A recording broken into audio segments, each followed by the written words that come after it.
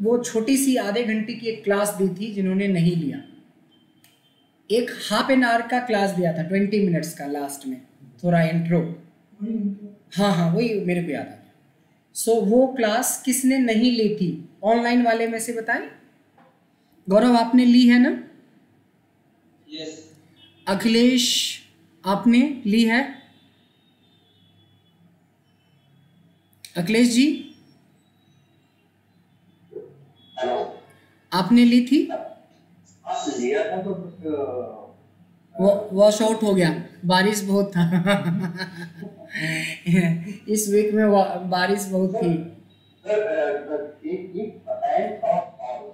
कोई नहीं, आज हम लोग बिल्कुल स्क्रैच से दोबारा रिपीट करते हुए चलेंगे। जिनका कुछ नहीं हुआ उनके लिए भी बहुत है अच्छा ऑप्शन, दोबारा से रिकॉल करते हैं, और जिनके हुए थे उनके लिए भी, क्योंकि दोनों के बीच में सिर्फ 10 ही मिनट का फर्क है।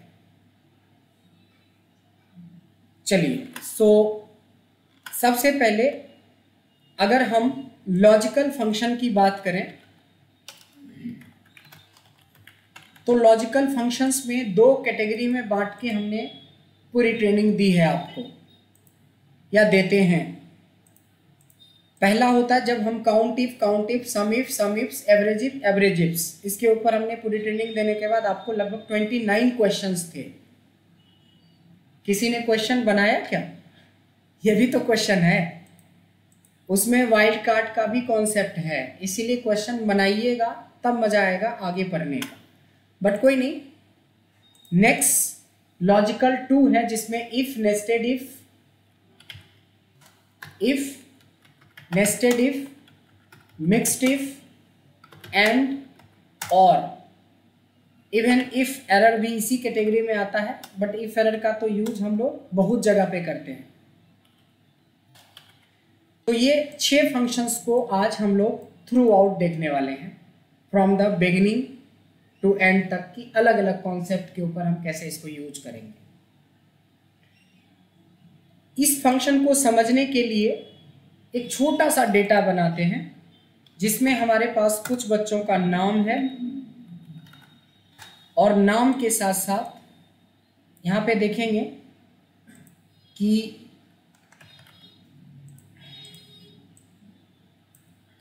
कुछ नाम है यहाँ पे, और नाम के साथ साथ इनके मार्क्स हैं। क्या है? मार्क्स हैं।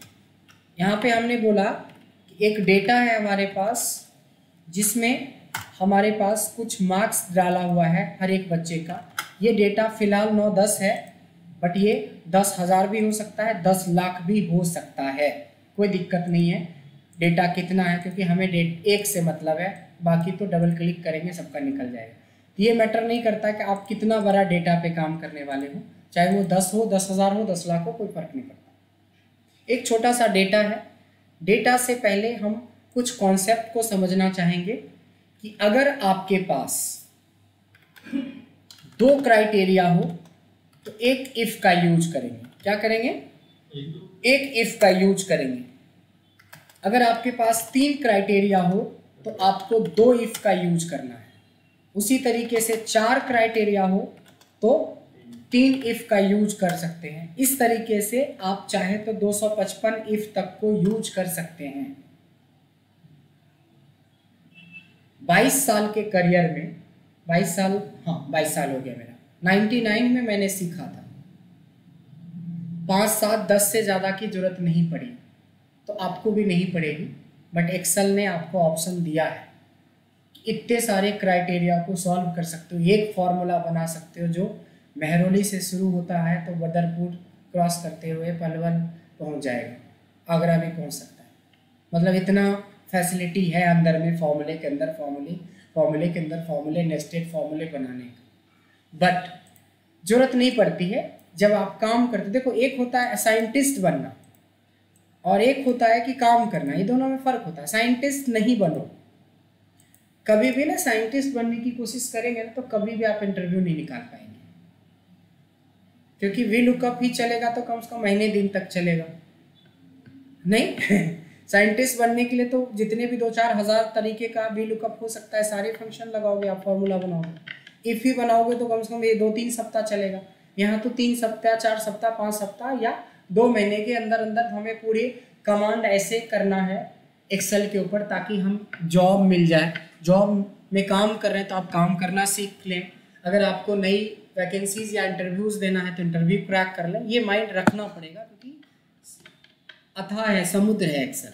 कोई बोलेगा कि 1.5 महीना 2 महीना, हम तो बोल रहे हैं कि 5 साल का कोर्स बना दोगे तब भी फिर एक्सेल खत्म नहीं होगा। एक्सेल इतना बड़ा है, सिर्फ एक्सेल इतना बड़ा है कि 5 इयर्स का डिग्री कोर्स बना देना एक्सेल में, मास्टर, ग्रेजुएशन प्लस मास्टर, तभी फिर एक्सेल में नहीं खत्म कर सकता। इतना ऑप्शन है एक्सेल के,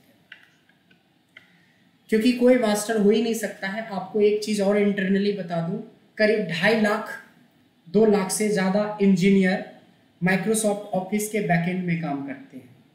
2.5 लाख इंजीनियर काम करते हैं, सॉफ्टवेयर इंजीनियर जो आपके लिए फॉर्मूले डेवलप करते हैं, बैकएंड को संभालते हैं माइक्रोसॉफ्ट के अंदर। अब सोचो 2.5 लाख इंजीनियर का दिमाग चलता है एक एक्सेल के पीछे, तो सारे 2.5 लाख का जो गुण आ जाएगा आपके अंदर, तभी तो हो सकता है।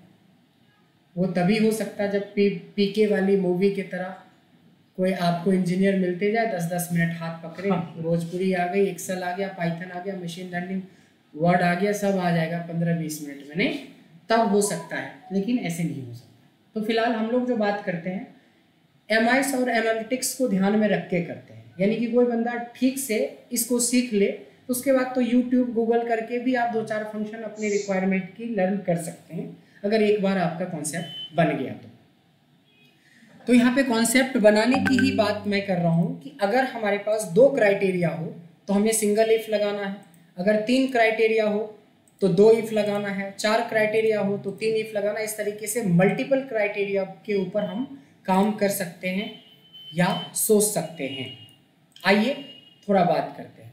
यहाँ पे सिंपल सा मैंने पूछा कि कौन सा बंदा पास है और कौन सा बंदा फेल है, ये आप सामने सामने लिख दो। तो सबसे पहले आप बोलोगे सर क्राइटेरिया तो बता दो कि कितने पे पास है। कुछ लोग अपने मन से सोच लेते हैं कि 33 पे पास है। भाई मैंने बताया कहाँ, मान लो गार्गी कॉलेज में एडमिशन लेना, वहाँ का क्राइटेरिया है कि भाई 95% आपको होने चाहिए। तो जिनको 94.5 भी होगा वो तो रिजेक्टेड है ना, तो फेल हो गया उस रिक्वायरमेंट के हिसाब से। तो हमेशा हाइपोथेटिकल आंसर नहीं देखना है, हमें एक्चुअल देखना है कि पास और फेल होने के लिए जो क्राइटेरिया बनाया गया हो वो पहले बताओ। तो हमने बोला कि ग्रेटर देन इक्वल टू अगर 33 होता है तो पास, एल्स फेल। तो ये क्राइटेरिया हमने वही रखा है जो आप जानते हो। तो इजीली अब आपके सामने क्राइटेरिया है तो आप उसको सॉल्व कर सकते हैं। कैसे? इक्वल्स टू इफ किसको चेक करना है, ब्रजेश को चेक करना है कि मार्क्स को चेक करना है? मार्क्स को चेक करना है कि अगर ये वाली value B2 is greater than equal to 33, सब चीज तो दे रखा है, खाली उसको सेट कर दो कि अगर ये वाली वैल्यू B2 वाली वैल्यू अगर ग्रेटर देन इक्वल टू 33 हो तो क्या हो और नहीं हो तो क्या हो। जो हो वो ट्रू होता है, जो नहीं होगा वो फॉल्स होगा। तो जो होगा वो पास हो जाएगा, जो नहीं होगा, जो बच जाएगा वो फेल हो जाएगा। बस इतना ही कॉन्सेप्ट था। इतने में आधे लोगों को गड़बड़ हो जाता है, आधा। जैसे यहाँ पे मैं वैल्यू कम कर देता हूँ, कहीं पे वैल्यू हमने कम कर दी तो कहीं पास कहीं फेल, कहीं पास कहीं फेल दिखने लगा। अब ऐसा नहीं कि 2 के लॉजिक पे हम सिर्फ एक ही तरह का लॉजिक है, कई तरह का लॉजिक सोच सकते हैं, बना सकते हैं। एक और एग्जाम्पल हमने दिया था, एग्जाम्पल मोड में जब आते हैं इसका मतलब क्वेश्चन मैं आपसे करने वाला हूँ, है ना। हमारे पास ओल्ड और यंग के रूप में आपको इसको डिवाइड करना है। ये मार्क्स नहीं, क्या है ये? एज है। फिर आप बोलोगे सर क्राइटेरिया बताओ। क्राइटेरिया है कि ग्रेटर देन इक्वल टू 60 के हो गए तो समझ लो कि आप ओल्ड हो गए, नहीं तो 55 के भी हो तो आप बोल सकते हो कि अभी तो हम जवान हैं, नहीं यंग है। तो एल्स क्या हो गया? यंग। ठीक है। सो इसका जवाब रंजीत मैं आपसे चाहूंगा। इफ एज कॉमा, चूंकि इसको चेक ही करना, यही तो है लॉजिकल टेस्ट, यहीं पे तो मेन कहानी है। If this is greater than equal to 60 तो जो भी आउटपुट लेना है अगर टेक्स्ट में आउटपुट लेना है तो डबल कोटेशन के अंदर, अदरवाइज यंग। तो इस तरीके से आप इसका आंसर निकाल सकते हैं। एक लेवल और आगे बढ़ना चाहेंगे हम लोग। इस बार क्वेश्चन कृति आपसे है। कृति, आप सुन पा रही हैं ना? Great. So my question is, if age is greater than 50 then print name else blank। इस बार बात कुछ अलग है। कहता है कि अगर एज 50 से ज़्यादा होगा तो नाम, जैसे ये प्रीति का एज जो है ना 60 है, तो इसका नाम शो करे, लेकिन ये तीनों जैसे नहीं था ना, सो ब्लैंक शो कर दे। यानी यहाँ पे प्रीति आ जाना चाहिए, फिर ये भी नाम आना चाहिए, फिर इसका नाम जो है 12 है तो ये 12 नहीं आना चाहिए, ब्लैंक होना चाहिए, फिर ये आना चाहिए, फिर नहीं आना चाहिए। तो इस तरीके से आपको आंसर निकालना है। मैं जानना चाहूँगा कि क्या आंसर होगा। सोच समझ के आराम से आंसर देना है। F B2 is greater than 50, very good, then उसके बाद सर नेम सेलेक्ट कर लेंगे। एग्जैक्टली, नेम सेलेक्ट कर लेंगे। जब कभी आप किसी सेल को या किसी वैल्यू को दूसरे जगह सेलेक्ट करते हो तो उसको डबल कोट में नहीं रखना चाहिए। और दूसरा होता है ब्लैंक। तो ब्लैंक का मतलब ये नहीं होता है कि डबल कोट के अंदर ब्लैंक लिखना है। ब्लैंक का मतलब होता है कि डबल कोटेशन के अंदर कुछ भी नहीं लिखना है। अगर स्पेस भी डाल दियो तो स्पेस हो गया, हमें स्पेस नहीं चाहिए, हमें ब्लैंक चाहिए। तो एंटर कर देंगे और आपने बिल्कुल सही आंसर दिया है। थोड़ा सा मैंने आपको हेल्प कर दी, बाकी आपने पूरा आंसर सही दिया है, बिल्कुल ग्रेट। ठीक है, थोड़ा और इसमें आगे बढ़ते हैं, थोड़े और लॉजिक सोचते हैं। एक चैलेंज और है इस बार। एक चैलेंज इस बार ये है कि ये बंदे जो भी हैं इनकी ये परफॉर्मेंस है। क्या होता है कि साल में अगर आप कॉर्पोरेट में हो और आपको 1 साल से ज़्यादा का एक्सपीरियंस है तो पता होगा कि आपकी प्रमोशन जो होती है आपके परफॉर्मेंस से होती है। ये आपका परफॉर्मेंस कार्ड है। तो परफॉर्मेंस कार्ड जो है, परफॉर्मेंस स्कोर जो है, ये आपके परफॉर्मेंस स्कोर है। क्वेश्चन है कि इफ़, अब प्लस एक बात और है, यहाँ पे सैलरी भी है। ये सैलरी है जो आपकी SALARY, जो इस सैलरी है ना, ये 2022 की है। और हमें जो सैलरी बनाना है वो बनाना है सैलरी 2023 के लिए बनाना है। यहाँ पे जो सैलरी है ये एग्जिस्टिंग सैलरी मैं आपके सामने रख रहा हूँ। ये 10,000 से 10 लाख 1 लाख के बीच में हमने कुछ सैलरी रखी है कंटिन्यू इनकम की। कुछ सैलरी है जो ये हमारी करेंट सैलरी है पर मंथ वाली, और हमें बनाना है नेक्स्ट मंथ की सैलरी, नेक्स्ट ईयर की सैलरी जनवरी में। बट क्वेश्चन यहाँ पे कुछ ऐसा है, कहता है कि if performance score is greater than 50 then 15% increment on current salary, else 5%। मिलेगा तो सबको, मतलब सबकी सैलरी बढ़ेगी, बट 15% बढ़ेगी अगर आपकी परफॉर्मेंस 50 से ज़्यादा है। अदरवाइज आपको सिर्फ 5% से ही संतुष्ट होना पड़ेगा, सेटिस्फाइड होना पड़ेगा। नहीं तो 2023 में हमारी पर मंथ सैलरी क्या होगी, इसका कैलकुलेशन मिथिलेश जी आप करेंगे। इफ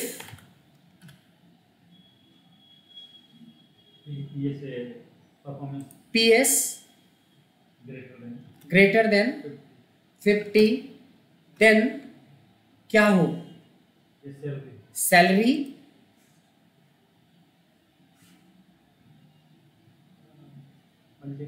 मल्टीप्लाई 15 कॉमा फिर से सैलरी मल्टीप्लाई 5। अगर ऐसा हो तो, ऐसा अगर हो तो कोई कंपनी का नाम बता दो जो 50,000 से सीधे 2.25 लाख सैलरी हो जाए। नहीं, इतना बड़ा इंक्रीमेंट नहीं, परसेंट होगा। परसेंट अगर परसेंट लिखोगे तो भी गलत है, अगर आप परसेंट लिखते हो तब भी पर गलत है, क्योंकि कोई भी बंदा की सैलरी जिसकी 57,000 है उसको 2800 सैलरी हो जाएगा तो आत्महत्या कर लेगा आधा से ज्यादा। हाँ, अब यहाँ पे क्या है कि 15% बढ़ाने का मतलब हुआ 115%, और 5% बढ़ाने का मतलब होता है 105%, यानी कि जितनी परसेंट आपको सैलरी बढ़ानी है 100 मतलब same to same plus increment, तो ऐसे करके आपको आंसर बनाना है। अब समझ में आए? सो उसके हिसाब से जिनको जो बढ़ना था सैलरी उसमें आप इंक्रीमेंट यहाँ पे देख सकते हैं कि किसको क्या सैलरी में इंक्रीमेंट हुआ है। ठीक है, किसी को कोई डाउट है इस बारे कैलकुलेशन को समझने में? हाँ, मान लो एक 100 रुपये का सामान लाए हो खरीद के, आपको दिस इनटू 10% कर दोगे तो 100 रुपये का 10% मार्जिन ले रहे हो तो 10 ही रुपये मिलेगा ना। 15% मार्जिन करोगे तो 15% मिलेगा। अगर 100% कर दोगे तो क्या होगा? सेम टू सेम हो जाएगा, बट सेम टू सेम भी तो नहीं चाहिए, हमें 115% चाहिए, तो 115 यही किया है मैंने। समझ में आया आपको? क्लियर हो गया? कोई डाउट नहीं? डाउट नहीं है, समझ में नहीं है? सर हिलाया तो इसमें तो दोनों आता है, या तो पूरा डाउट क्लियर हो गया या तो समझ में नहीं आया। कॉन्सेप्ट क्लियर है, वेरी गुड। सो समझ में आ गया। सो हम यहाँ पे इस तरीके की कैलकुलेशन करते हैं। अब थोड़ा सा चलते हैं और डेप्थ में। एक फंक्शन है जो आपने सुना होगा, कई बार आपने अप्लाई भी करा होगा, दैट इज एंड। और एक फंक्शन होता है जिसके बारे में सुना भी होगा और अप्लाई भी करेंगे, और नहीं सुना है तो भी कोई बात नहीं, आज सुन लीजिए। अभी भी सुनने का मन नहीं है तो वीडियो में सुन लीजिएगा, रिकॉर्ड करके दे देंगे। नहीं, एंड का मतलब होता है ऑल। एंड का क्या मतलब होता है? ऑल। और का मतलब होता है, याद करो, एनी। मैं कहता हूं कि तुम आ जाओ या तुम आ जाओ, मतलब दोनों में से कोई एक आ सकते हो, और मैंने बोला कि मैंडेटरी है कि सबको आना है। एंड का मतलब जितनी भी कंडीशंस आप देंगे सारे कंडीशन फुलफिल होने चाहिए। तो थोड़ा सा डेटा बदलता है, थोड़ा क्वेश्चन बदलता है कि हमारे पास कुछ सब्जेक्ट्स है, फिजिक्स है, केमिस्ट्री है और मैथ है। कहता है कि if marks is greater than equal to 33 in all subject. ऐसा नहीं है कि एक सब्जेक्ट में 100 में 100 ले आओ, दूसरा में बैठना ही नहीं तो आप पास कर जाओगे, ऐसा नहीं है। कहता है कि अगर मार्क्स आपके सारे सब्जेक्ट में 33 या 33 से ज़्यादा है देन पास, एल्स फेल, है ना। ये है, सबको दिख रहा है क्या लिखा? नहीं दिख रहा है तो लो मैं बड़ा कर देता हूँ। ये है हमारा क्वेश्चन। सो क्वेश्चन में पहले क्वेश्चन पूरा कर लें कि हमारे पास एक डेटा है जिसमें ये दिया गया है कि कैसे आप अपने लॉजिक को स्ट्रॉन्ग कर सकते हो अगर आपके पास डेटा एक मिला है तो। सो हमारे पास एक डेटा मिल गया और हमें लॉजिकली इसको स्ट्रॉन्ग तरीके से आंसर देना है। आंसर ये चाहिए कि कौन सा बंदा पास है, कौन सा बंदा फेल है। तो एक्चुअली पास फेल तो बाद की बात है, सबसे पहले है एंड। एंड का मतलब देखो, इक्वल्स टू एंड लिखते हो अगर आप तो देखा ब्रैकेट में लॉजिक 1, लॉजिक 2, लॉजिक 3 चलता जाएगा, जितना कॉमा डालोगे चलता जाएगा, ये लॉजिक लगाता चला जाता है। तो यहाँ पे यही है, पहले एंड देखते हैं कि एंड करता क्या है। एंड एक फंक्शन है जिसका आंसर या तो ट्रू आता है या तो फॉल्स आता है। ठीक है, सो अपन क्या करेंगे, इक्वल्स टू एंड लगाएंगे। तो ये लॉजिक 1 मांगेगा ना, तो हम बोलेंगे कि तुम पहले फिजिक्स को चेक करो कि ये ग्रेटर देन इक्वल टू 33 है कि नहीं। सिर्फ फिजिक्स ही नहीं, तुम फिर केमिस्ट्री को भी चेक करो ग्रेटर देन इक्वल टू 33 है कि नहीं। फिर तुम मैथ्स को भी चेक करो ग्रेटर देन इक्वल टू 33 है कि नहीं। तीनों हो तो ट्रू देना, तीनों नहीं हो तो फॉल्स देना। तो क्या आना चाहिए आंसर? फॉल्स, बिकॉज केमिस्ट्री में बंदा फेल हो गया। तो ऐसे बड़ा खराब रिजल्ट है भाई। नहीं, फेल की संख्या तो धड़ल्ले से है, बीच में ये महानुभाव हैं जो पास कर गया। फिर एक फेल है, लेकिन 2 फिर से ये है ना, फिर 3 पास है। चलो ठीक है, रिजल्ट 50-50 का है, ऑलमोस्ट 60-40 का। नहीं पास करवाना है तो करवा दो, कोई बात नहीं, इस पे थोड़ा सा नंबर दे देंगे तो पास हो जाएगा। नहीं तो डिपेंडेंट है ना, इस डेटा पे डिपेंडेंट है, तो यहाँ ट्रू फॉल्स तो डेटा के हिसाब से होता है। तीनों में 33 से ज़्यादा था इसलिए ट्रू, तीनों में से कहीं पे भी लैग करोगे तो फॉल्स। फॉल्स मतलब फेल, ट्रू मतलब पास। जब तक आपके पास एंड का कॉन्सेप्ट नहीं होता तब तक आप किसी को पास फेल कैसे बताते? नहीं, इसीलिए अब जाके आपका आंसर बनेगा दैट इज इफ। किसको चेक करेंगे? इसको चेक करेंगे या इसको चेक कर लेंगे?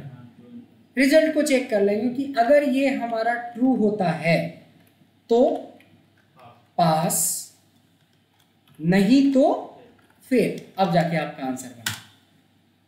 इसको हम मिक्स्ड इफ बोल सकते हैं क्योंकि इफ के साथ साथ आपको एंड का कॉन्सेप्ट आएगा तभी आप कर सकते हो, आंसर निकाल सकते हो।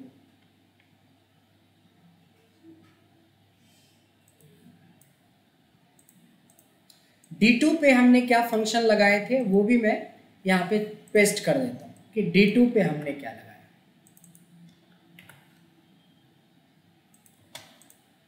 ये लगाया, ठीक है। सो इस तरीके से हमने ये देखा कि कैसे हम लोग फंक्शंस के ऊपर काम करते हैं, फॉर्मूला कैसे जनरेट करते हैं। देखो इनिशियली जब हम छोटे होते हैं, जब बच्चे थे हम लोग, तो सबसे पहले हमें किसी की सहारे की जरूरत पड़ती थी खड़े होने के लिए। नहीं, मेज पकड़ के, कुर्सी पकड़ के, या फिर आप अपने बड़ों का हाथ पकड़ के, तो ये है हेल्पिंग कॉलम। लेकिन जब आप एक्सपर्ट हो जाएंगे, जब आप एक्सपर्ट हो जाएंगे तो एक्सपर्ट ऐसे नहीं हो जाएंगे, एक्सपर्ट के लिए प्रैक्टिस करनी पड़ेगी। तो हम ये 2 कॉलम में इसका आंसर नहीं देंगे, हम डायरेक्ट आंसर देंगे इसका। लेकिन डायरेक्ट भी देने के लिए दोनों को मिक्स ही करना पड़ेगा। तब क्या करेंगे? सेम वही फंक्शन लगाएंगे, and this should be greater than equals to 33, या नहीं, and this greater than equal to 33 and this greater than equal to 33। तो ये क्या हमें आंसर रिटर्न करेगा? अगर कॉन्सेप्ट क्लियर है तो ट्रू फॉल्स। हम यहीं पे लगाएंगे इसके पहले इफ, क्योंकि जो यहाँ से शुरू हुआ यहाँ तक का आंसर आपको पता है कि ट्रू आएगा या तो फॉल्स आएगा, तो इजिली आप उसको कनेक्ट कर पाओगे। यानी कि अगर ट्रू आता है तो पास, नहीं तो फेल। यहाँ पे आप डायरेक्ट, ये हुआ एक्सपर्ट मोड में। तो एक्सपर्ट मोड में आप तभी बना पाओगे जब आपको ये, इसको बोलते हैं ब्रेक मोड में। पहले ब्रेक मोड में आप सीखो, फंक्शन को ब्रेक मोड में चला के देखो ताकि रिजल्ट पता चलते रहेगा किससे क्या होता है, तो उसके बेस पे आप आंसर निकाल सकते हो। नहीं तो बहुत लोगों को देखा है कि डायरेक्ट इफ से शुरू किया और बीच में ही एरर आ गया, बस बात खत्म। तो आपको इस चीज का ध्यान रखना है थोड़ा सा, जब कभी आपको फॉर्मूले बनाने की बात हो तो अब हमने थोड़ा सा एंड कर लिया। अब इसी के बेस पे मैं और को समझाने की कोशिश करता हूं। पहले जब राजा होते थे ना, राजा पहले अकबर के टाइम में, ठीक है ना, तो 3 लड़कियां दिखाया जाता था तो सबको टिक कर देता था, हाँ सबको रानी बना दो। अब वो कंसेप्ट खत्म हो गया, 3 दिखाया जाएगा, भाई एक को पसंद करो, 2 को हटाना है किसी न किसी तरीके से। अब किसी का आंख अच्छा है तो किसी का बाल अच्छा है, नहीं किसी का कुछ और अच्छा है, किसी का जॉब अच्छा है, किसी का बिहेव अच्छा है। भाई सबका सब चीज़ अच्छा है तो सबको हाँ नहीं कर सकते कोई की, क्योंकि आप सम्राट अकबर के टाइम के नहीं हो आप हो मोदी जी के टाइम में, वो तो पीट देंगे योगी के टाइम में हो, बुलडोजर बाबा नहीं। तो यहाँ पे क्या है, वहाँ पे एंड का कॉन्सेप्ट था, यानी कि तीनों के तीनों कंडीशन फुलफिल होना चाहिए था तभी आप प्रोसीड करेगा। लेकिन अब जो है आपको कोई एक भी कंडीशन फॉलो करेंगे तो आपका चल जाएगा, and this concept is called और। यानी कि कहा जाता है कि मान लो कि ये आपका वर्क एक्सपीरियंस है, ध्यान देंगे, वर्क एक्सपीरियंस है मंथ वाइज, ये आपका परफॉर्मेंस स्कोर है सालाना, और ये है आपका एज है। हालांकि एज थोड़ा सा कंट्रोल कर देते हैं, कुछ ज़्यादा ही एज हो गया, 100 बंदा, एज को थोड़ा सा ठीक कर देते हैं ऑफिशियली। 18 साल से लेके 60 साल के लोगों का लिस्ट बनाते हैं, उसी में से लॉजिक सोचेंगे और बनाएंगे आगे। क्वेश्चन है इस बार, if work experience is greater than 48 या PS is greater than 80 और एज इज लेस देन 30, ये तीन में से कोई भी कंडीशन हो जाए, अगर आप बहुत अच्छा आपको एक्सपीरियंस है तभी पर हम आपको प्रमोशन दे देंगे, या आपने अभी तुरंत ज्वाइन किया है लेकिन आपकी परफॉर्मेंस बहुत अच्छी है तभी पर आपको प्रमोशन दे देंगे, या एज आपकी कम है यानी यंग भारत को आगे बढ़ाना है, नहीं बड़े लोग तो जल्दी सुनता भी नहीं है, यंग लोग जल्दी सुनता है, तो मेरा कंडीशन ये है कि इन तीन में से कोई एक कंडीशन मैच कर जाए तो प्रमोशन मिलेगा, नहीं तो नहीं मिलेगा। यानी कि प्रमोशन मिलेगा यस या प्रमोशन नहीं मिलेगा नो। तो सबसे पहले अपनों को क्या चाहिए, एक फंक्शन चाहिए जो इन तीनों फंक्शन को, पहले तीनों क्राइटेरिया को चेक करेगा। तो इस बार मैंने क्या बोला, इस बार नहीं बोला कि तीनों मैंडेटरी है कि ये भी ज़्यादा होना चाहिए, ये भी ज़्यादा होना चाहिए, ये भी कम होना चाहिए, नहीं, तीनों में से कोई भी एक कंडीशन मैच कर जाए। सो अपन क्या करते हैं, मैंने बोला और का मतलब ही होता है या तो आपकी एक्सपीरियंस जो हो वो 4 साल से ज़्यादा हो, या तो आपका परफॉर्मेंस स्कोर जो हो 80 से ज़्यादा हो, या तो आपकी एज जो है वो लेस देन 30 हो। ये तीन कंडीशन को चेक करके बताओ। अच्छा, और में भी आप मिनिमम 2 और मैक्सिमम 255 तक के लॉजिक को चेक कर सकते हैं। ऐसा नहीं कि 3 ही लेके आप चलेंगे, आप 4 भी ले सकते हो, 10 भी ले सकते हो, 15 भी ले सकते हो, 3 ही नहीं 2 भी ले सकते हो। मैं और तुम में से कोई एक, और मैं और तुम दोनों, एंड, समझ में आए? तो 2 से शुरू होता है, बाकी बहुत सारे हो सकते हैं। तो ये हो गया हमारा ट्रू वाले ज़्यादा हो गए। एक नालायक इधर है जिसने कि बहुत नई ज्वाइनिंग है, परफॉर्मेंस का तो माशाल्लाह इसने ऐसी तैसी कर रखी है, और एज भी ज़्यादा है, तो नालायक ही हो गया, नहीं तो इनका तो कुछ हो नहीं सकता है। तो दिख ही रहा है रिजल्ट। एक और है नीचे, इनके साथ क्या कहानी है कि भाई वर्क एक्सपीरियंस, ये तो सही में नालायक है, ये पैदा ही नालायक हुआ, नहीं, क्योंकि एग्जैक्टली उतना ही अभी हुआ है, अभी थोड़े दिन के लिए 1 महीना के वजह से ये फंस गया मामला। ऐसा भी होता है कई भी, मतलब नालायक पैदा नहीं लिया था, मतलब हो गया गलती से, किस्मत वाला बोलते हैं जिसको, कि इसका तो किस्मत ही लिखा हुआ था ऐसा। सो ये क्या है कि 48 पे अटका, इसीलिए गया, और परफॉर्मेंस तो भाई ये तो खैर एक्सेप्टेबल हो ही नहीं सकता, और एज भी नहीं, मतलब कुछ भी इसके साथ सही नहीं है। थोड़ा नीचे जाके देखते कि इसको किस बेसिस पे मिला है, इसको किस बेसिस पे मिला है, एज, यंग है लड़का, चलो चांस लेते हैं, प्रमोट करते हैं इसको, नहीं यंग है इसलिए प्रमोट करते हैं इसको, ये तो खतरनाक है, इसका तो खतरनाक है, एज भी कम है, परफॉर्मेंस भी 80 से ज़्यादा है, नहीं, और एक्सपीरियंस भी एकदम लगा हुआ है 10 साल से बंदा, ये कैसे हो सकता है? ये तो गड़बड़ बात हो जाएगा नहीं, 18 की उम्र में कितना हो गया है, तो गलत हो जाएगा। समझ रहे हो क्यों बोल रहे हैं गलत? कि 95 का मतलब हो गया कि आप 7 साल 8 साल से काम कर रहे हो, तो लगता है कि 18 में पक्का ये शुरू कर दिया था, 17 में ही शुरू कर दिया था, नहीं, ये कहानी बन जाएगा, ये लेबर लॉ में चला जाएगा ये बंदा, ये तो आपके ऊपर वो हो जाएगा, केस हो जाएगा। तो ये ध्यान रखिएगा डेटा बनाते समय।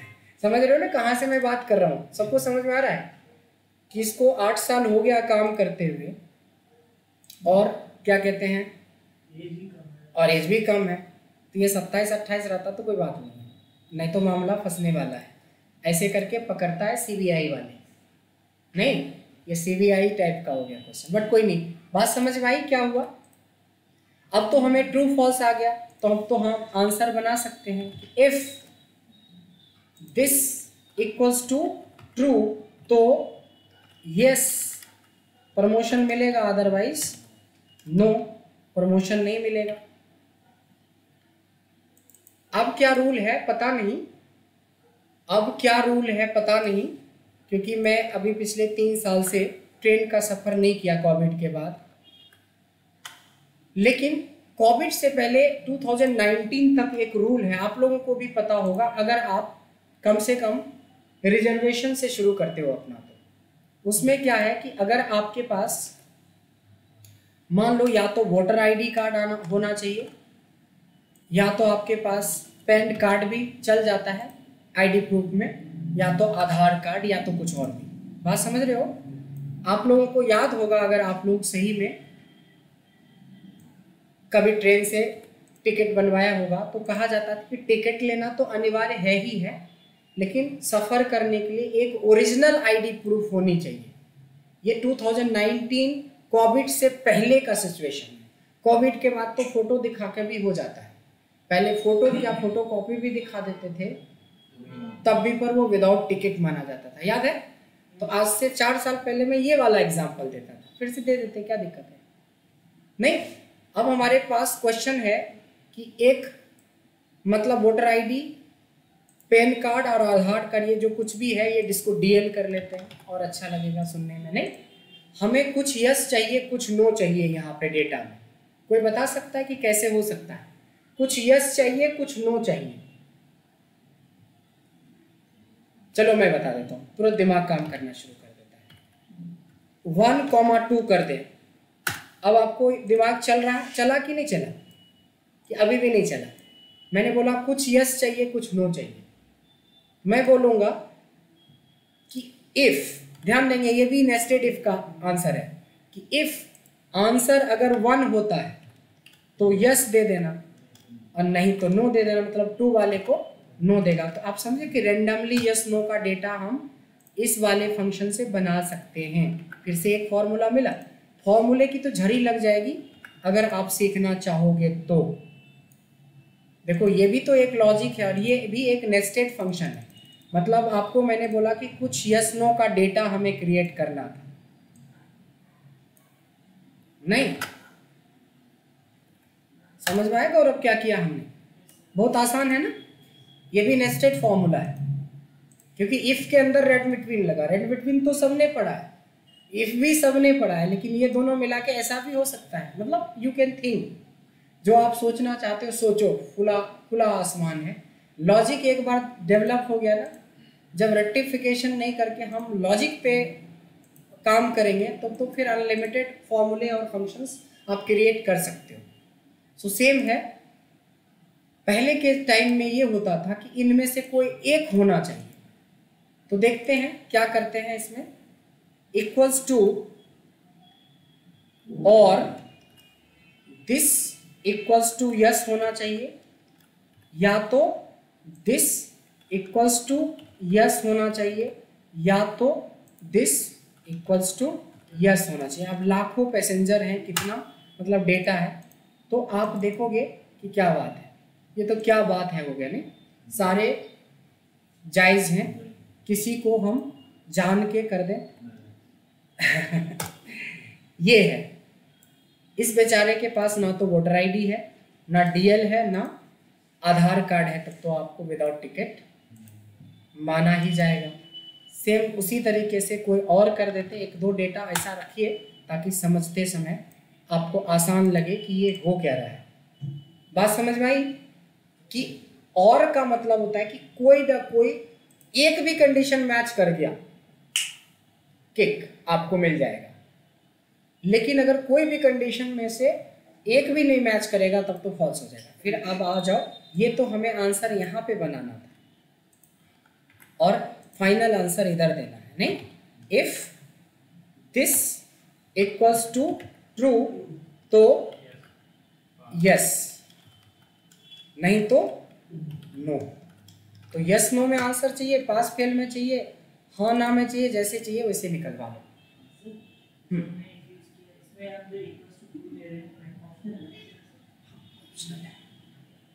ऑप्शन को हम इसीलिए हाईलाइट कर रहे हैं कि डालो, क्योंकि अगर हमें रिवर्स में जाना होगा ना तो हमें कॉन्सेप्ट रहेगा। क्लियर है?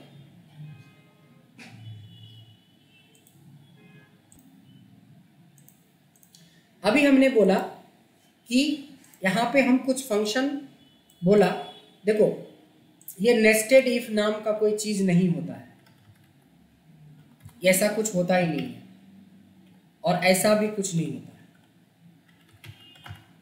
कुछ लोग इन दोनों को ही नेस्टेड फॉर्मूला या नेस्टेड इफ बोलते हैं, लेकिन मैं आपको समझने के लिए मैं अपने पैटर्न पे इसको दो भाग में बांटा कि अगर इफ लगा रहे हो तो ठीक है, इफ के कई आंसर्स हमने बनाए, लेकिन अगर एक से ज्यादा इफ की जरूरत पड़े तो उसको आप नेस्टेड इफ बोलना, और इफ के साथ किसी अदर फंक्शंस का यूज हो तब उसको मिक्स करना, तो और ज़्यादा क्लियर हो जाएगा। तो हमारा देखिए ये भी क्लियर हो गया, ये भी क्लियर हो गया, ये तो पहले से ही क्लियर है, ये भी एक दो एग्जाम्पल आ चुका है अभी तक में। अब असल में हम लोगों को नेस्टेड पे काम करना है। उसके बाद तो मिक्स में जब दोबारा एंट्री मारेंगे तब तो फिर ये सवाल जवाब का सिलसिला चलता रहेगा। तो पहले एक बार नेस्टेड को समझ लेते हैं कि अगर एक से ज़्यादा इफ की बात आती है तो फिर से हमने पहले सीट पे आ गए। इस बार जो सवाल ये है कि इसमें से ग्रेड हमें निकालना है। क्या निकालना है? ग्रेड निकालना है। और ग्रेड निकालने के लिए हमने कुछ सिनेरियो दिया है कि अगर 60 से ज़्यादा होगा तो ए ग्रेड, 40 से 60 के बीच में हुआ तो बी ग्रेड, और लेस देन 40 रहा तो सी ग्रेड। ये ग्रेड आपको निकालना है। यहाँ पे हेडिंग है कि क्या निकालना है, उसका क्राइटेरिया है, देखो कलर मैच करवा दिया, ताकि कभी आप प्रैक्टिस करो तो थोड़ा ध्यान रहेगा कि इसका क्राइटेरिया इधर है, इसका क्राइटेरिया इधर है। समझ में आए? एक लगाते हैं फिर दो आप लोग बताएंगे। If this value is greater then 60 तो क्या हो जाए? ए, अदरवाइज तो बी भी है, सी भी है, इसीलिए एक इफ और लगेगा, फिर से चेक होगा। बट यहाँ पे बहुत लोग कंफ्यूज हो जाते हैं। यहाँ पे जो है आपको करना है ग्रेटर देन इक्वल टू 40। ध्यान देना, यहीं पे मेन जो समझना है, 60 के ऊपर तो आप ले ही चुके हो, जब ये 40 से शुरू करेगा तो ऑटोमेटिकली 60 तक को कवर अप कर लेगा। यानी 40 से शुरू करके 60 तक कवर अप करेगा और उसका रिटर्न आपको बी दे देगा। जो बच गया यानी 40 से नीचे वो सी दे देगा। कॉन्सेप्ट ये कहता है कि 3 क्राइटेरिया में 2 इफ लगाते हैं, तो 3 क्राइटेरिया में 2 इफ लगाया तो ये जो आखिरी वाला इफ होता है ना, इसमें 2 क्राइटेरिया एक बार सॉल्व हो जाता है। बाकी जितने भी चलेंगे, देखो 4 में 3 बोला क्योंकि पहला एक, फिर एक और आखिरी वाला 2। हर आखिरी वाला जो इफ होता है वो हमें 2 क्राइटेरिया को सॉल्व कर देता है, इसीलिए आंसर आपका इस तरीके से आ जाएगा। तो 2-4 बार इस पे अभी प्रैक्टिस करेंगे तो ऑटोमेटिकली क्लास में ही आपको समझ में आ जाएगा, या कुछ लोगों को आ भी गया होगा। इस बार कंडीशन देखो 3 है, एक है ओल्ड, एक है यंग और एक है चाइल्ड। कंडीशन है यानी क्राइटेरिया आपके पास है, थोड़ा कलर चेंज कर देते हैं। क्राइटेरिया है कि अगर ग्रेटर देन इक्वल टू 60 हो तो सही बात है। उसके बाद आता है कि अगर आप 18 से लेके 59.9 भी रख लो तो आप यंग ही हो, और एक है लेस देन 18 तो चाइल्ड। इसको एक बार कोशिश करके देखें Aryan. If age very good, तो क्या हो, लिखा हुआ है ना क्या हो। हाँ, यहाँ पे आके लोग थम जाता है, थमना नहीं है, ओल्ड हो। फिर से इफ, फिर से एज को चेक करेंगे।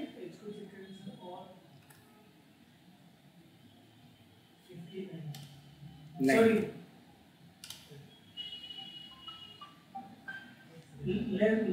नहीं, ग्रेटर देन इक्वल टू 18। ये देखो 18 से ज्यादा, कम वाला नहीं सोचो, 60 से ऊपर देखो, फिर 18 से ऊपर देखो, फिर एल्स में तो अपने आप आ जाएगा। तो ये 18 से शुरू करके अपने आप 59 तक पहुंच जाएगा, क्योंकि 60 वाले को तो आपने दे दिया एक कैटेगरी। तो ये बन जाएगा यंग, और ये बन जाएगा इक्वल टू क्या बनेगा, चाइल्ड बनेगा। नहीं, तो आपने जवाब तो दिया, लेकिन ये तो बैलगाड़ी वाला भी स्पीड नहीं था। तो इसको दोबारा मिटाते हैं, किसी और से पूछते हैं। इस बार एक जने को हम ऑनलाइन पे लेते हैं। अखिलेश जी आप बताएं इसका आंसर। जी, if age greater than equal to 60, then old, very good,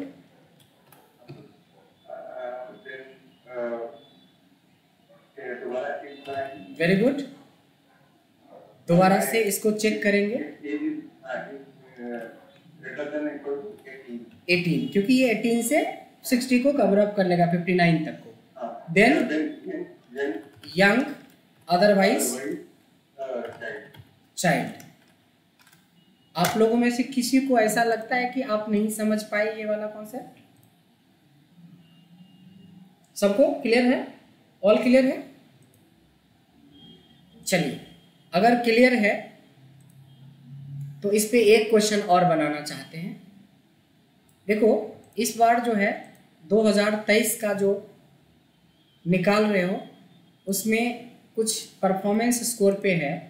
if PS is greater then 80, है कि नहीं? नहीं है, 50, तो 20% का इंक्रीमेंट। अगर आपका 40 से 50 के बीच में होता है तो 10% का इंक्रीमेंट, और लेस देन 40 होता है तो 5% का इंक्रीमेंट। मतलब इंक्रीमेंट का क्राइटेरिया अब हमारे पास 3 लेवल पे है, नहीं? So Mithilesh ji, now it's your turn.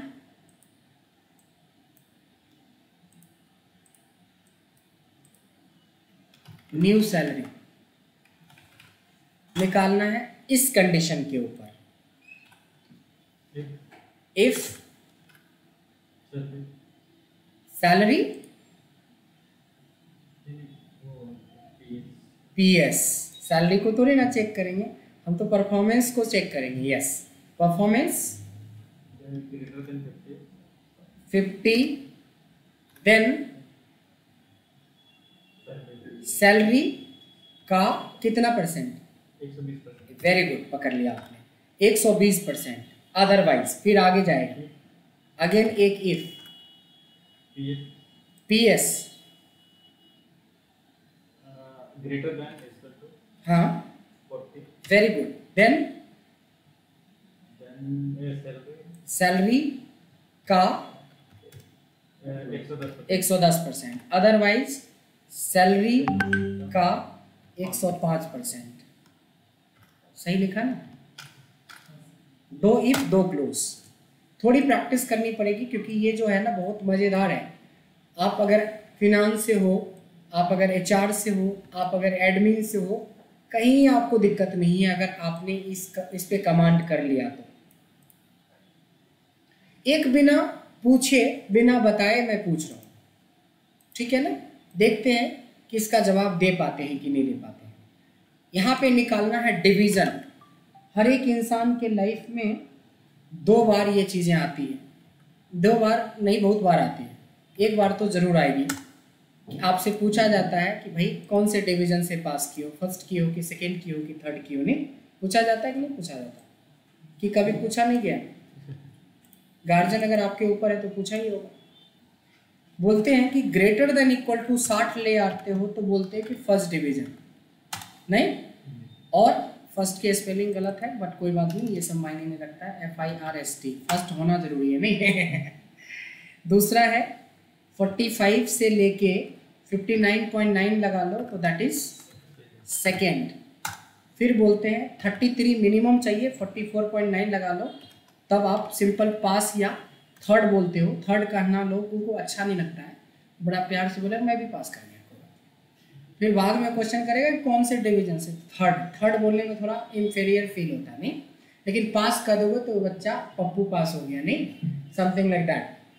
और एक एल्स भी तो है, लेस देन 30 वाला जो सबसे महान होता है, फेल। इसके बारे में मैं चाहूँगा अशर, आप स्टिल आप बात नहीं कर पाएंगे या आपका माइक प्रॉब्लम है या आप बात कर सकते हैं? नहीं कर सकते हैं। गौरव एक बार आप बताएं इसका जवाब, बिना बताए आपको बताना है जी। Equals to if marks greater than equal to 60 then first जी, वेरी गुड। नेक्स्ट फिर से इफ, फिर से marks greater than equal to 45 then second बढ़िया बात। फिर से इफ, क्योंकि 4 क्राइटेरिया तो तीसरा इफ भी लगेगा। फिर से marks greater than equal to 33 then pass otherwise fail. क्या बात है, कमाल हो गया। अच्छा, आपको पता है सेम लॉजिक सिक्वल में भी लगता है, सेम VBA में लगता है, सेम पाइथन में लगता है। यानी इसलिए मैं बोल रहा हूँ कि इस जगह पे इतना अच्छे से सीख लो कि आगे का कहानी पूरा समझ में आ जाएगा, क्योंकि आगे ट्रेनर आपको सिखाने की कोशिश करेगा ये सोच के कि आप तो एक्सेल में पहले से एक्सपर्ट हो गए तभी तो पाइथन आए सीखने। पता चला कि एक्सेल का भी नहीं आता, चल दिए पाइथन सीखने, और थोड़े दिन के बाद 2-4 कोडिंग में लड़खड़ाए तो फिर बोलोगे नहीं एक्सेल ही ठीक है, पहले एक्सेल सीख लेते हैं। नहीं, तो इसीलिए कि कॉन्सेप्ट बनाना है तो एक्सेल को बहुत अच्छे से आना चाहिए। कुछ लोग अंडर एस्टिमेट कर देते हैं एक्सेल को। मैं बोलता हूँ एक्सेल की लॉजिक को सही से समझ लोगे तो आगे सारा रास्ता आपका क्लियर हो जाएगा। एक ब्रैकेट और लगाना था, नहीं लगा तो एक्सेल ने हमें दिया कि भाई एक छोड़ रहे हो, वही मैसेज आ रहा था कि पूरा लगा दूं, तो मैंने बोला लगा, है ना। तो कभी गिनती में गड़बड़ा जाए तो ऑटोमेटिकली ले लेता है, लेकिन हर बार नहीं मिलता, इतना भी अच्छा नहीं है एक्सेल। अगर बीच का पंगा रहेगा ना तो आप नाक रगड़ के रह जाओगे। देखो यहाँ से एक हटा दिया तो आंसर में ये बोला कि लगा दे तो लगा दिया, लेकिन यहाँ से एक घटा के एक इधर बढ़ा दो, अब आप नाक रगड़ के रह जाओगे, पता ही नहीं चलेगा कि आखिरकार एरर कहाँ पे आ रहा है। तो बहुत खतरनाक है ये। जितना इजी सोचते हो उतना भी माइक्रोसॉफ्ट वाले उतने अच्छे नहीं हैं। ठीक है कि सब ब्रैकेट छोड़ देंगे तो अपने लगा ही देगा ना। सर मैं छोड़ दूँ तो छोड़ दो। शुरुआती दौर में बच्चा पूछता है सर आप देखते कि सम करना रहता था, आप सम लगाते हो और फिर ब्रैकेट करके सेलेक्ट तो कर देते हो, एंटर मार देते हो, क्या ब्रैकेट देना जरूरी नहीं है? कितने बेटा, शुरुआती दौर में देना जरूरी नहीं है। बाद में देना तो बहुत जरूरी है। एक ब्रैकेट अगर इधर से उधर हो गया ना तो सारा सिस्टम ही बिगड़ जाएगा। तो आदत डालो डालने का, ठीक है। सो देखिए अब हम इस पॉइंट पे भी आ गए कि इसमें से सारे हो गए हमारे, बट सिर्फ हो गया खाना पूर्ति वाला, मतलब सिलेबस के हिसाब से आपने इफ समझ लिए, नेस्टेड इफ समझ लिए, मिक्स इफ समझ लिए, एंड समझ लिए, और समझ लिए। इफ एरर खूब बढ़िया से आता है आपको, लेकिन अब जो बम फूटेगा ना वो आपकी अग्नि परीक्षा होगा। ठीक, अब जो मैं सवाल करूंगा इसका कनेक्शन आपके प्रीवियस बेसिक चैप्टर से होगा और वही बता पाएगा इसका जवाब जिसके पास बेसिक फंक्शन क्लियर है, जो कि 60-70 तो हम करवा ही चुके हैं। तो देखते हैं कहानी को थोड़ा और मोड़ देते हैं, है ना। पहला सवाल मिथिलेश जी आपसे है। अगर इसमें से, बहुत आसान सवाल है, अगर इसमें से कोई भी मार्क्स, ये मार्क्स नहीं है, ये कार नंबर है। अरविंद केजरीवाल क्या किए कि ऑड इवन का लॉजिक लगा दिए, नवंबर महीने में लगा देते हैं हर साल। नहीं, एक ही साल 2020 में ऑड इवन नहीं चला था क्योंकि ऐसे ही लोग घर में बंद रहते थे कोविड के डर से। लेकिन इसके अलावा जब से अरविंद केजरीवाल जी मुख्यमंत्री बने तब से ऑड इवन नवंबर महीने में लगा ही देते हैं। तो वैसा ही कुछ सवाल है कि अगर आपके पास जो कार है और उसका नंबर ऑड है तब तो चलने देगा, इवन है तो नहीं चलने देगा। मतलब इसमें से जितने भी लोग हैं जिनका कार नंबर ऑड में है तो उनका तो चलने देगा और जिनका इवन में है उनका चलने नहीं देगा। तो किनको किनको यस मिलेगा, यानी अलाउ है, इसको अलाउ कर देते हैं, या नॉट, किसको अलाउ होगा किसको नोट होगा, इसका आंसर आप बताइए। इवन वाला का या ऑड वाले का? ऑड वाले को अलाउ करना है, ऑड वाले को अलाउ करना है, बताइए। साथ में एक साथ बनाना है या फिर दो? नहीं, आप 3-4 कॉलम में बना दो, उसका नहीं मतलब। मेरे को आंसर यहाँ पे अलाउ या नॉट अलाउ था। आप हेल्पिंग कॉलम लीजिए तो क्या लगाएंगे, इज ऑड लगाएंगे, वैल्यू को चेक करेंगे तो ये हमें मिल जाएगा ट्रू और फॉल्स। और यहाँ के बाद आप आराम से इसको कनेक्ट करवा सकते हैं कि if this equals to true तो यस यानी अलाउ, नहीं तो नॉट। तो बिल्कुल आपने सही जवाब दिया है। आप 1 लाख रुपए जीत चुके हो। अगला सवाल नहीं, चलिए एक अगला सवाल कर रहे हैं जिससे मैं करूंगा उसका नाम मैं खुद बोलूंगा, है ना। अगला सवाल है रंजीत बाबू आपसे।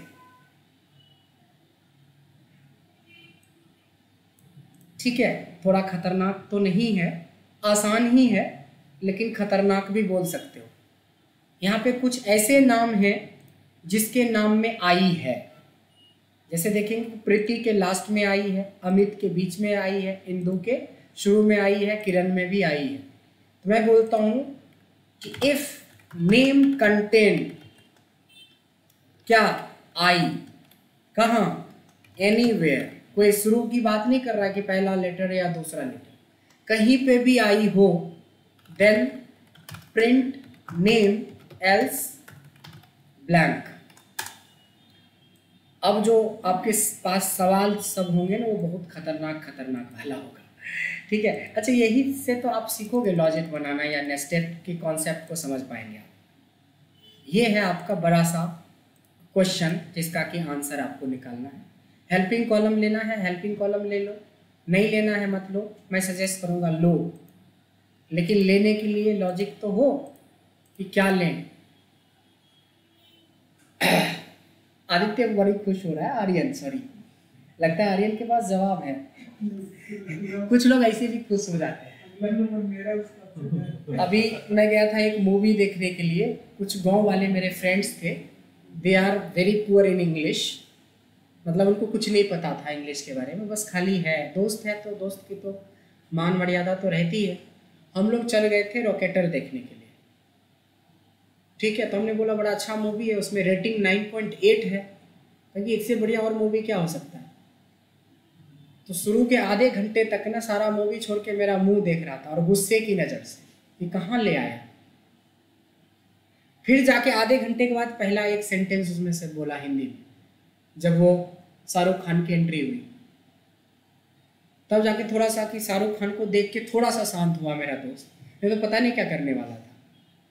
हम तो 45 मिनट के बाद तो सोच लेते कि निकल करो पीवीआर के बजाय बाहर में मोमोज ये गोलगप्पे वगैरह ये सब जो है वो सब खाओ, निकल पड़ो, नहीं तो पता नहीं क्या करेगा ये। आप समझ रहे हो ना। तो ये मैंने ये बात क्यों बताया आपको, ये बताया कि सबसे पहले आपको समझना है कि इसके पीछे के लॉजिक क्या क्या है। कहानी तो बहुत अच्छी थी, जो समझ लिया वो ताली मार रहा था, नहीं, लेकिन ये कहानी इस वजह से इस कहानी नहीं सुनाया तो हमें हंसी इस बात की आ रही है कि हमें भी समझ में आ रहा था कि उसको नहीं आ रहा है समझ, लेकिन मैं हंसता था कोई सेंटेंस को लेकर तो वो भी हंसता था, मेरे को देखता था 4 साल लगता कोई अच्छा बात है इसलिए हंसा, तो मेरे को पहले देखता था कि हंस रहे हैं तो वो भी हंसता था, मुझे बड़ा अंग्रेजी समझने लगे हो भाई। हाँ, तो बोला कि कोई अच्छा ही होता, वो सब लोग ताली मार रहा है, नहीं तो मैं चुपचाप बैठा रहता गुस्सा में, तो सोचता कि इसको कुछ समझ में नहीं आ रहा है इसलिए मैं भी मारता। तो कहीं ऐसा तो बात नहीं आ रही है कि इतना ना कॉन्फिडेंस दिखाइए ना हंसिए, सर मेरे बारी तो आने दो नहीं, चलिए सर्च लगाएंगे। कमाल, वेरी गुड, बहुत अच्छा सोचा आपने। सर्च लगाएंगे इक्वल टू सर्च क्या आई। अच्छा, सर्च ही क्यों लगाएंगे, फाइंड क्यों नहीं लगाएंगे? प्रीति में आई कहीं कैपिटल भी हो सकता है और स्मॉल भी, और यहाँ कोई क्वेश्चन में चर्चा नहीं दे रखा कि हमें स्मॉल में चाहिए, और इसलिए सर्च। यहाँ पे 90% लोग फाइंड बोलते हैं, बट आपने उस 10% में से है जो एकदम बिल्कुल सर्च लगेगा। और इसमें तो ऐसा कहानी बनेगा कि आपके सामने ऐसा आया, अब क्या होगा? उसके बाद सर इफ एरर लगाएंगे, इफ एरर लगा देंगे उसी में, नहीं सर्च वाला, इसी वाले में, चलिए इसी में लगा देते हैं। इफ आप अलग अलग से नहीं ना, इसी में ना, नहीं अलग से कर सकते हैं सर, कर ले, मतलब जैसे आप बोलेंगे नहीं, हम तो भाई टाइपिस्ट हो जाते हैं जब क्वेश्चन करते हैं, जो बोलोगे टाइप कर देंगे। इफ एरर सर्च वाले में जाएंगे, सर्च वाले में जाएंगे, ये सर एंटर कर देंगे, बस मामला फंस गया।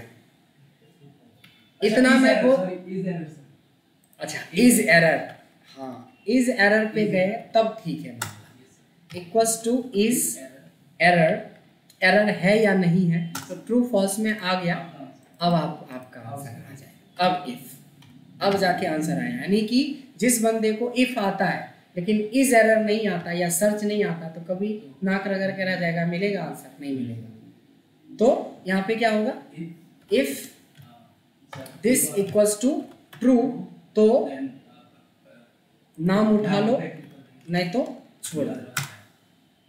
अब आया आंसर, नहीं उल्टा उठा लो। देखा आपने, यहीं पे हमें लॉजिक पड़ता है जरूरत। फॉल्स यहाँ पे होगा, हम ट्रू वाले इफ में तो ट्रू लेता है पहले को, बट हमने उल्टा केस बनाया है यहाँ पे कि फॉल्स वाले को उठाना होता है, इसीलिए लॉजिक बना के चलना है। अच्छा, आप एक्सपर्ट रहते तो क्या करते? इफ से शुरू करते हो, गलती कर बैठते पक्का। इसीलिए एक्सपर्ट भी हो तो सर से ही शुरू होगा। एक एक्सपर्ट क्या करेगा इसके लिए एक्सपर्ट भी सर्च से ही शुरू करो, अगर आप कॉन्सेप्चुअली सीखना चाहते हो तो। रेक्टिफिकेशन करना है तो इफ से शुरू करना। ये हमें क्या दे देगा? ये पहला वाला कंडीशन सॉल्व हो गया हमारा। नहीं सर ए पे हुआ, वो B2 किया, A2 पे करेंगे, हाँ ठीक है, इसमें ये आंसर आ गया। इसके बाद इसको चेंज करेंगे, यहाँ पे लगेगा इज एरर। इज एरर क्या कर देगा हमारे लिए, इसको ट्रू फॉल्स में कन्वर्ट कर देगा। अब इस लेवल तक पहुंच गए। अब इस लेवल पे आखिरी लेवल, इसके आगे क्या लगेगा? इफ लगेगा। कहाँ पे? यहाँ पे, कि अगर जो आंसर आ रहा है अगर वो फॉल्स हो, इस बार फॉल्स वाले को उठाना था ना, तो नाम उठाना, नहीं तो मत उठाना। ये सब चीज ना आपको दिखता रहता है जब आप ब्रेक मोड में बनाते हो। एक्सपर्ट मोड का मतलब होता है कि काफी अच्छी प्रैक्टिस होगी तभी आप इसका आंसर दे सकते हैं। बात समझ में आया सबको? अब यही क्वेश्चन थोड़ा और टफ करते हैं। इस बार गौरव आपसे है सवाल।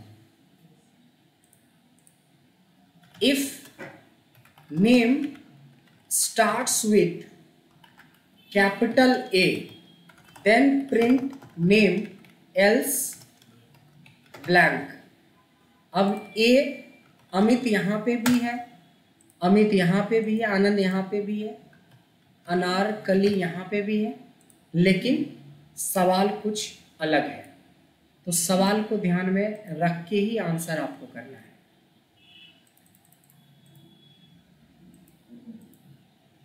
आई होप आप आराम से जवाब दे देंगे, चाहे आपको जैसे कंफर्टेबल है एक बार में, या फिर नहीं ऑनलाइन वाले नहीं है।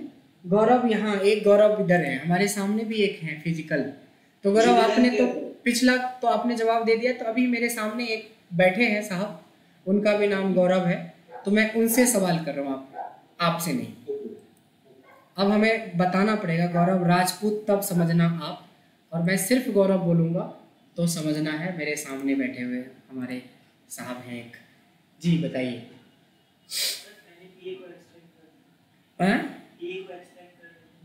कैसे? लेफ्ट, देखो आप लेफ्ट की भी जरूरत पड़ गई, A2, हालांकि एक ही लेटर उठाना है तो नंबर ऑफ कैरेक्टर देने की जरूरत नहीं है, ये हमने कल ही चर्चा किया था। देन इसी में एग्जैक्ट को यूज कर सकते हैं। कैसे? लेफ्ट से पहले एग्जैक्ट लगा देंगे, कॉमा, कैपिटल ए का यूज कर लेंगे, क्लोज कर देंगे, तो यहाँ पे आ गया ट्रू और फॉल्स। अब तो आंसर बन ही जाएगा, नहीं? अब इसमें इसके आगे क्या लगा देंगे? इफ दिस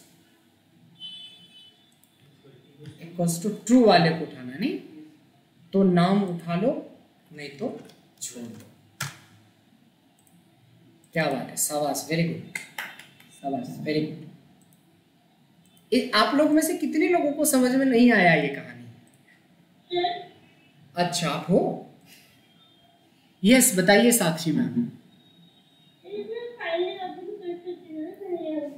लगाई? अब इस बार साक्षी आप बताएंगे इसका आंसर। साक्षी क्या करें सबसे पहले? वेट करेंगे बाकी लोग साइलेंट मोड में। साक्षी कहाँ पे फाइन लगाए? फाइन इक्वल टू फाइन बीजेस में अपना फाइन लगाए, और जो कैपिटल ए लिखते तो उसके तो जब वो कैपिटल ए ही फाइन करेगा। अगर ऐसा नाम लिखा रहेगा तो